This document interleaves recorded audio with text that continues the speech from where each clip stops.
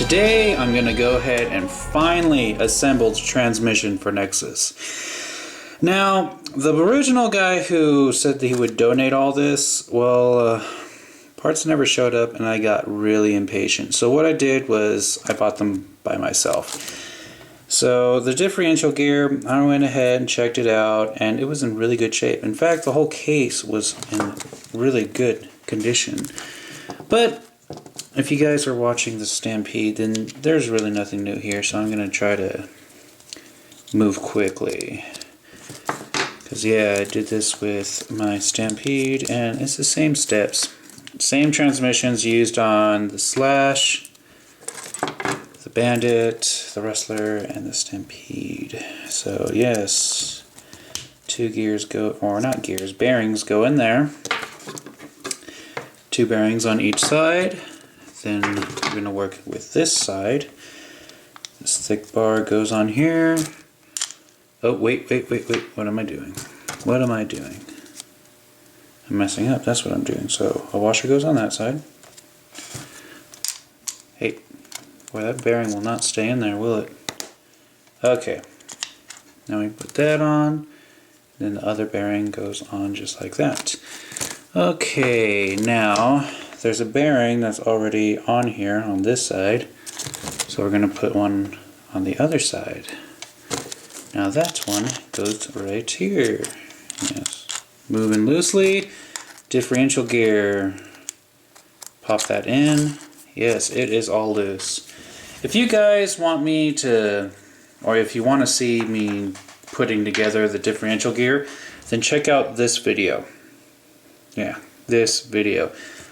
That is a link to me doing the Stampede's transmission, which is literally identical to this. I don't feel like showing all that footage again. Once is enough. Not to mention I've done this with my Wrestler too, so yeah, I'm not gonna repeat over and over again the same things. Alright, white lithium grease. Get that between the gears, make sure it spreads throughout. Looking good. Pop on the other side. Just like that. Okay. Now I'm going to use some stainless steel screws because, well, I still have a whole bunch of them left over.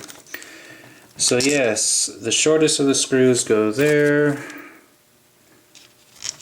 And then the long screws go in these remaining 5 slots. Now there's actually 2 more spots where you can put screws, but I'm not going to put any in there because I'm going to be putting in, well, it's the bracket for the wheelie bar, but it's pretty much a motor guard. And with that, it has its own screws. So I'm going to leave those 2 holes open. So I'm going to time lapse this. Alright, screws are in. Now we're going to get some electrical tape, which yes, you have to do this.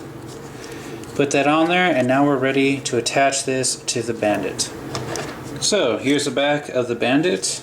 This simply just slides onto the back. Flip it over. And now I need to put in these 6 screws. With those 6 screws in, we're going to flip it back over, and now we can attach the top of the drive shafts. So as you can see, here's the drive shaft. There's a hole that's you have to line it up with. Once you line it up with that hole, you're going to use one of these little funny screws. Slide that in, just like that, and tighten it. And this is done on both sides. So I'm going to go ahead and do a quick time lapse. Alright, other drive shaft is on. We can finally attach the rear shock tower. Now a little quick note. This shock tower is not the original RPM one that I put on. In fact, this is from my Stampede. Since this part was grinded away on the other rear shock tower, I decided to go ahead and replace it with this one since it had a nice complete nub. So I'm going to go ahead, and there's 4 screws that get held in. So I'm going to put those in. With the rear shock tower attached, I'm going to go ahead and get the lower part of the drive shaft, and this should easily just slide right on, just like that. Now I'm going to feed this through the axle carrier, just like that. Now I'm going to get one of these pins and feed it through right here so I can attach the rear A-arm to the transmission. There we go. And then it just gets screwed in. But yeah, I'm not even going to show me screwing it in. So I'm going to go ahead and do this same exact process for the other side. Now that that's all taken care of, I can finally attach the rear wheel. Yes. So, first of all, I'm going to start off with a little washer. Slide that on there. I'm going to get a little bar, and that goes right through the hole. I'm going to get the actual wheel, and it has a slot in the back, and so it doesn't need that hex nut that the Stampede and Rustler use. So I'm going to go ahead and put that on there, let it find its spot. There we go. I get to use one of these purple aluminum 4mm wheel nuts, which look fabulous. Go ahead and screw this on, and it will be the same exact process for the other side. So another time lapse. Nhexus is really coming together now. So let's move on to the motor. And there it is. This was donated to me by AllRepair. Yes, go check out his channel and thank him if you want to. The link will be in the description, or you can just click right here.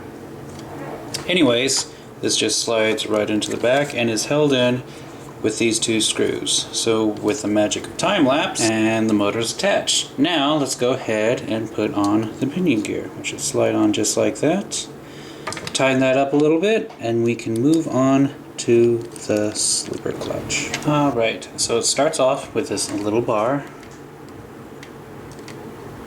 Anyway, there we go. Sorry about that.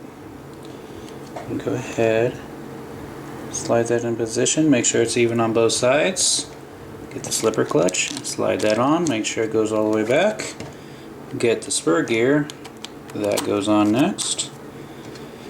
Collapsible spring, followed by 4mm nut. Cool. Now, with the magic of time lapse, I'm going to adjust everything. And there we go, everything has been adjusted. Now at this point, I would normally go ahead and put the transmission case cover on there. However, I don't have one yet. But I might as well go ahead and finish the Bandit because I can. I want to see this thing run already. But the whole rear assembly is completed. So all I need now is a servo. But that is for another day.